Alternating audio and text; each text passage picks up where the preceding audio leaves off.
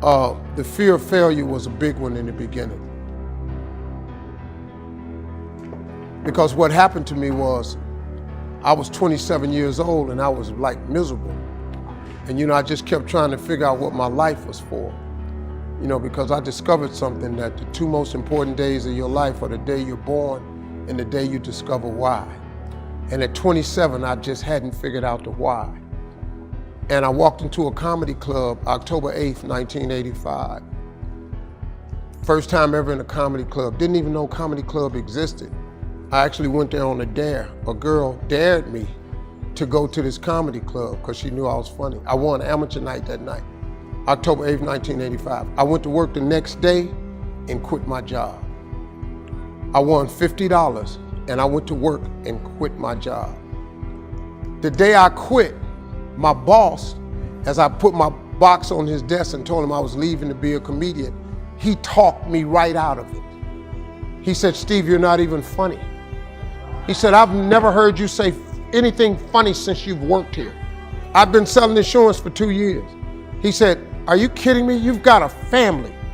You put that stuff back on your desk and I'll give you your job back. But don't you ever come in here again with something ridiculous. You're gonna be a comedian."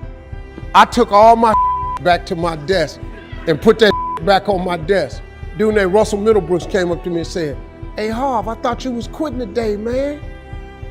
I said, "Nah, I talked to Tom and he told me I wasn't funny." He said, "He don't know you." He said, "Dog, you the funniest dude I know." He said, "Man, see," and then he looked at me, he was so hurt. He said, "Damn, dog, I told everybody you was leaving today." He said, "Man, I can't believe you letting that tell you what to do." And he swole me back up because I had been deflated. And I took that box right back in and I said, "Tom, hey man, I'm really funny, I'm gonna make it." He said, "I'll tell you what, you leave out this door, don't ever come back in here again." So I tried to shake his hand. I said, "I'm not shaking your hand." He said, "You're making a huge mistake leaving your family out like this." He was right, I became homeless. I made a big mistake. I became homeless, I lived in a car for 3 years. Probably about 20 years after that, he was at a show. And he said, "I came to the show, I saw this Steve Harvey." He said, "I couldn't believe it was you." He was backstage, he said, "Oh my God, I always knew you were gonna make it." But that was, overcoming that was my biggest, and then none of my family believed in me. The only family member I had that thought it was a good idea was my father. Because my father was really funny. He just grew up in a time for blacks that was very different. And he just said, "Son, if you think you can make it, get on out there and get discovered." My father was born in 1914.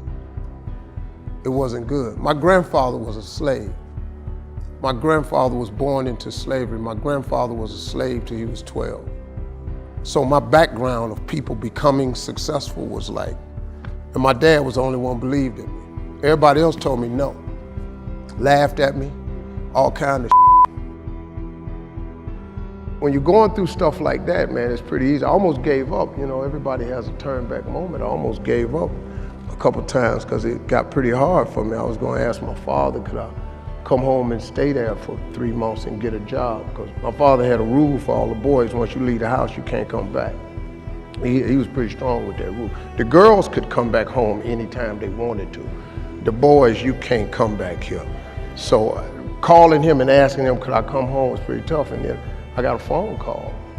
Remember back in the day, you had an answer machine and you could press in a code and you could play your messages back. I was about to give up and I pressed the code one day, and it was a guy named Chuck Sutton from Showtime at the Apollo. And he said, "Hey, we got a gig for you Sunday night. If you can get here, we'll put you on TV Sunday night." It was a Thursday. I'm in Florida. I got $35. I'm homeless. I'm fitting to give up. And I didn't have enough money to get to New York. And I sat there and I started crying on the side of the road, man. I said, "Man, I finally get my shot to be on TV and I can't even get there." So I sat there, when I got through crying, I said, "Man, let me call back and see if he said this Sunday." So I picked up the phone and I dialed again, and they said, "Yeah, this Sunday." And I got ready to hang up, but another message had come through since And it said, doop. He said, Steve Harvey, this is Tom Sobel from the Comedy Caravan. If you're anywhere close to Jacksonville, Florida, if you can get there Friday night, I got $150 for you. I'm in Pensacola.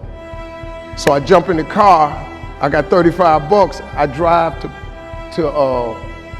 Jacksonville, Florida at the Punchline. I do the gig Friday night, they give me $150. I did so good, the guy asked me to stay over Saturday night. He paid me another $150. I got $300.